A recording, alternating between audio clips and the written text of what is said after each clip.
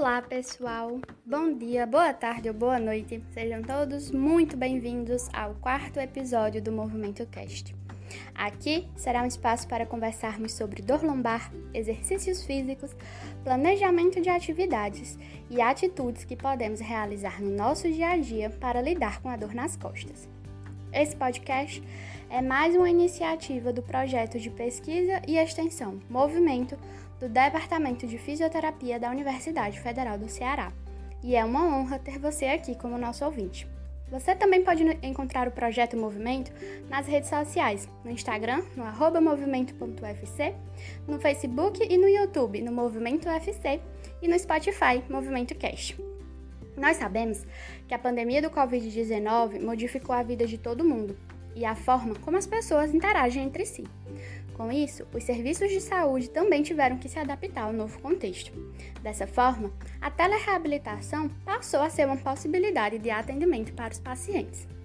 Eu sou a Fran e para conversar comigo e com vocês sobre a telereabilitação na fisioterapia, trouxemos um convidado bastante especial, o Bruno Freitas, que é graduado em fisioterapia, mestre e doutorando em ciências morfofuncionais pela Faculdade de Medicina da UFC, com experiência de preceptoria no projeto.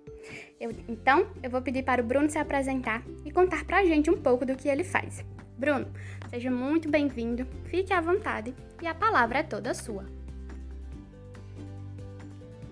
Olá, pessoal. Bom dia, boa tarde, boa noite. Eu queria agradecer o convite de estar aqui nesse podcast com vocês para compartilhar um pouco da nossa experiência durante esse momento em que a telereabilitação tem ganhado destaque, e desempenhou aí nessa necessidade em todo o mundo, nesse momento em que nós vivenciamos essa pandemia de Covid e nos trouxe a oportunidade de levar os nossos serviços, continuar os nossos atendimentos, e é sobre isso que a gente vai conversar hoje. Como a Fran acabou de falar, eu sou fisioterapeuta, me formei na UFC, fiz parte do projeto Movimento e na prática clínica eu atuo com pacientes com dor crônica, especialmente com dores na região da face e da coluna vertebral. Então é um prazer estar aqui com vocês conversando hoje.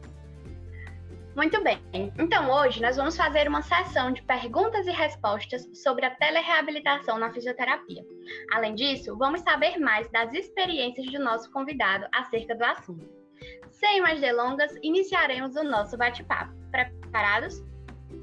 Para começar, você pode nos explicar o que é a telereabilitação? De maneira bem geral, a reabilitação é considerada um ramo da telesaúde e se configura como sistema de controle e monitoramento dentro do contexto da reabilitação. Ela pode ser realizada de maneira remota, utilizando meios de tecnologias de telecomunicações.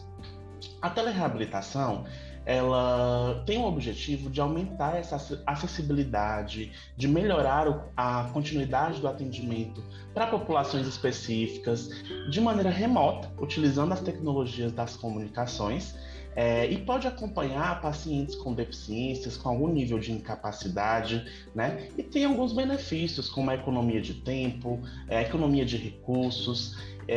E com o advento da pandemia, o COFITO, que é o Conselho Federal de Fisioterapia e Terapia Ocupacional, regulamentou esse atendimento de maneira não presencial, por meio dessas tecnologias da informação e da comunicação, e permitiu que nós, como fisioterapeutas, pudéssemos acompanhar esses pacientes em algumas modalidades de telereabilitação, como a teleconsulta e o telemonitoramento.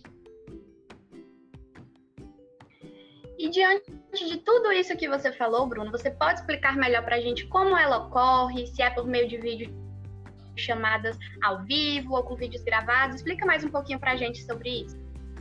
A telereabilitação, ela pode acontecer das duas formas. Ela pode acontecer do que a gente chama de maneira síncrona, que são com vídeos ao vivo, utilizando plataformas como o Google Meet, o Zoom, outras plataformas específicas, gratuitas ou pagas.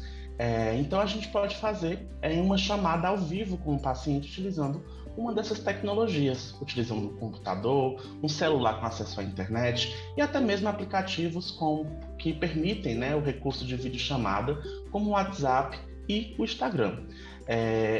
A telereabilitação, ela também pode acontecer de maneira assíncrona, utilizando plataformas que eu consiga ter ali vídeos de exercícios, que eu consiga prescrever para o meu paciente essas condições e essas orientações que ele deve aplicar no seu dia a dia, né?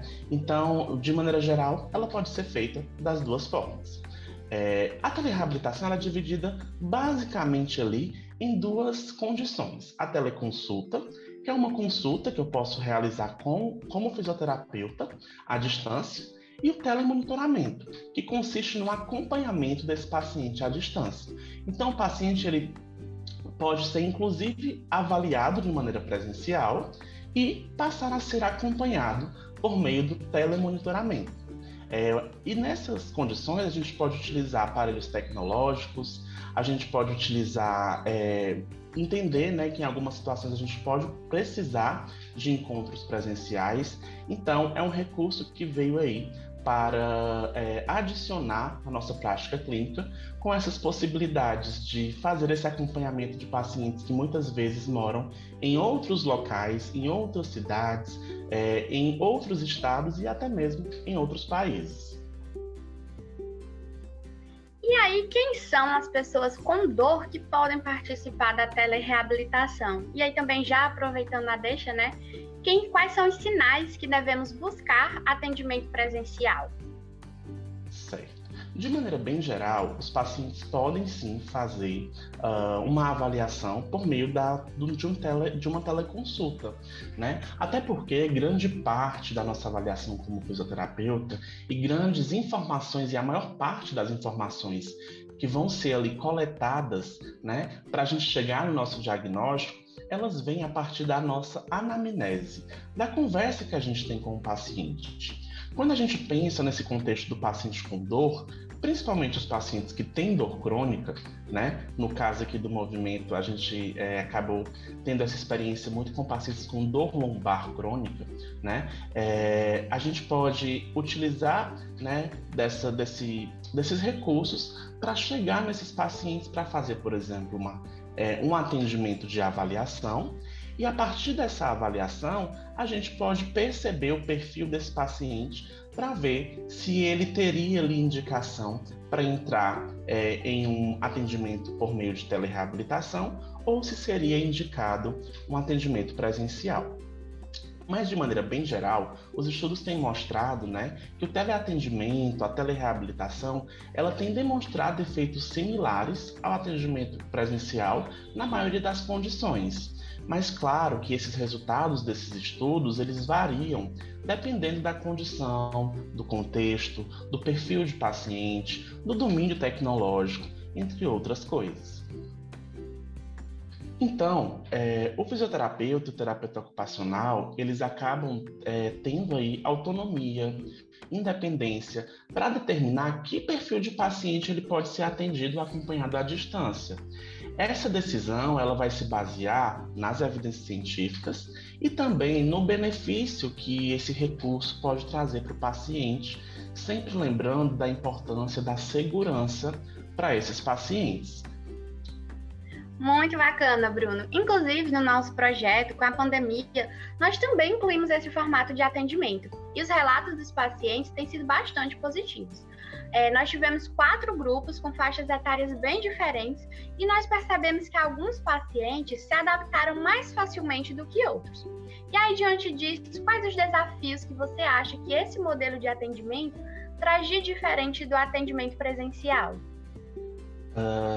Como eu falei, ele tem muitos benefícios, mas também nós temos aí alguns desafios, incluindo essa habilidade que nós, como profissionais, precisamos ter dominando a tecnologia que nós vamos utilizar, até para ter capacidade de orientar o nosso paciente nessa utilização. Então, algumas coisas que nós devemos nos atentar é ao preparo prévio desse ambiente, orientar o paciente em relação a como ele deve posicionar o dispositivo que ele for utilizar, orientar a conexão, se possível, que essa conexão com a internet seja feita de maneira, né, com Wi-Fi, e acaba sendo uma limitação por meio aí, né, por conta de que esses pacientes só têm acesso à internet por meio de 3G, entre outros. Então, uma das coisas que a gente precisa perceber é o nível de domínio tecnológico desses pacientes. E aí, durante a nossa triagem, durante o nosso primeiro contato, a gente pode verificar, né, que recurso, que plataforma a gente pode utilizar. Vou dar um exemplo para vocês, para simplificar e para a gente entender melhor essa aplicabilidade. Tem alguns pacientes que não têm tanto domínio utilizando a plataforma Google Meet, a plataforma Zoom, mas tem pacientes que têm muita facilidade de utilizar o WhatsApp. Então, será que é melhor a gente utilizar um dispositivo e uma plataforma que ele não tenha tanto domínio? Ou será que é melhor a gente utilizar um que ele consiga manipular de maneira mais fácil e mais acessível? Um outro ponto importante é que a gente deve orientar esse paciente a preparar o ambiente. Então, orientar que ele deve ir para um ambiente reservado, né? A gente teve muitas experiências nos grupos que a gente conduziu de pacientes que não conseguiam ter acesso à tecnologia, a um fone de ouvido, acabava que ficava num local que tinha muita interferência de ruídos, que acabava, né, não tendo tanta iluminação. Então, a gente precisa preparar previamente esse paciente dando essas orientações, né, até para economizar o tempo e, na verdade, aproveitar melhor o tempo em que nós estivermos nessa videochamada com o nosso paciente, né? Então, além disso, pessoal, tem pacientes, por exemplo, que têm muito mais facilidade com o uso de tecnologias. Então, nós percebemos que tiveram pacientes que conseguiram posicionar facilmente a câmera, já colocaram ali uma luz adequada. Tem outros que não sabiam muito bem nem posicionar o dispositivo, no caso, seu celular. Então, a gente acabava tendo que demorar muito para instruir. Mas isso faz parte do processo, né? Então, na verdade, as orientações elas precisam acontecer a todo instante e o paciente também precisa estar atento e aberto ali as sugestões que forem sendo conduzidas pelo profissional. Mas eu destaco que o profissional precisa saber instruir, então acaba que a gente tem que também ter ali um certo domínio da plataforma e da tecnologia que a gente escolher utilizar. Nós falamos um pouco sobre os desafios, mas e quais são as vantagens que a telereabilitação pode proporcionar no cuidado de pessoas com dor crônica que são usuárias das nossas unidades básicas de saúde? Nossa, com certeza tem muitos desafios, mas eu acho que as vantagens são muito maiores, né? Nós temos vários benefícios que nós podemos listar para esses pacientes que podem aí vir a ser atendidos por meio da telereabilitação. Os benefícios incluem a conveniência, né? O fácil acesso, a flexibilidade de horários, a redução de custos, principalmente com o transporte, né? Menor tempo, né? A telereabilitação proporciona também a possibilidade de a gente fazer atendimentos em grupo e existe regulamentação para isso, né? A telereabilitação ela também pode empoderar o paciente de um modo que estimula esse paciente no contexto do autogerenciamento, da autoeficácia, né, que são habilidades, capacidades de o próprio paciente gerenciar a sua condição de saúde. Então acaba que a gente consegue não ter aquele contato físico direto, mas acaba que a gente consegue proporcionar para esse paciente um empoderamento e também essa possibilidade de adquirir essas habilidades de autogerenciamento e autoeficácia. E esses fatores são importantíssimos no tratamento de condições crônicas, como as dores crônicas, né? Entre outras condições. E o interessante é que já tem alguns estudos publicados, principalmente estudos qualitativos bem recentes, que demonstram que pacientes atendidos de forma remota, diferente do que o senso comum acha, eles consideram o atendimento remoto muito mais humanizado e próximo do que as consultas presenciais. Porque no atendimento remoto existe toda aquela preparação, a gente acaba entrando dentro da casa do paciente, né? Porque ele está ali por meio de um vídeo, mas ele está dentro da sua casa, né? Então a gente acaba entrando em um ambiente que não é a mesma coisa de o paciente se deslocar para o seu consultório, para a clínica que você trabalha, para a unidade básica de saúde, né?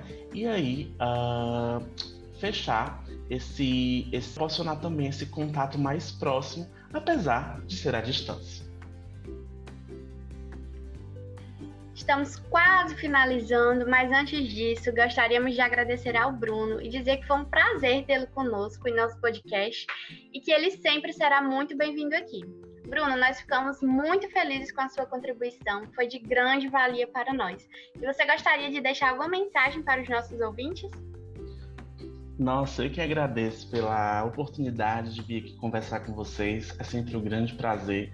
Tenho muito orgulho de ter acompanhado, vocês como alunos, os pacientes que a gente teve a oportunidade de acompanhar durante esse período da pandemia, E, de maneira geral, a telereabilitação ela vem em um momento de necessidade, mas acaba que eu vejo que nós, como profissionais de saúde, enxergamos aí, podemos enxergar uma possibilidade de atuação que antes a gente não tinha preparação para isso. Então, eu conheço muitos colegas que acabaram, agora com a volta, a normalização, a abertura das clínicas, dos hospitais, das unidades de saúde, atendendo a população em geral, acabaram, prosseguindo e continuando essa modalidade de telereabilitação. Então, fica aí o convite para os profissionais, de abrirem e expandirem o olhar para essa possibilidade e também para os pacientes apresentar também essa possibilidade para um especialista que não tem na sua cidade, para um profissional que entende daquela condição que muitas vezes a gente não tem acesso no município que a gente mora, e acaba que a gente tem aí essa oportunidade de ter esse contato com pessoas que em uma condição comum, presencial, a gente não teria acesso. Então, muito obrigado pelo convite, foi um prazer estar aqui com todos vocês e qualquer coisa, estamos à disposição. E assim a gente se despede, mas antes, passa lá nas nossas redes sociais, lê as nossas últimas publicações e compartilha com as pessoas que podem se beneficiar das informações. Vem conhecer um pouco mais da gente, do nosso projeto incrível. Nós lembramos que estamos no Instagram, no @movimento.ufc, no Facebook e no YouTube, no Movimento UFC, e no Spotify, no Movimento Cast. Ouça também os outros episódios do nosso podcast e envie para um amigo que você acha que também gostaria de ouvir sobre o que foi conversado. Muito obrigada por ter nos acompanhado até aqui e eu te encontro no nosso próximo podcast. Até logo!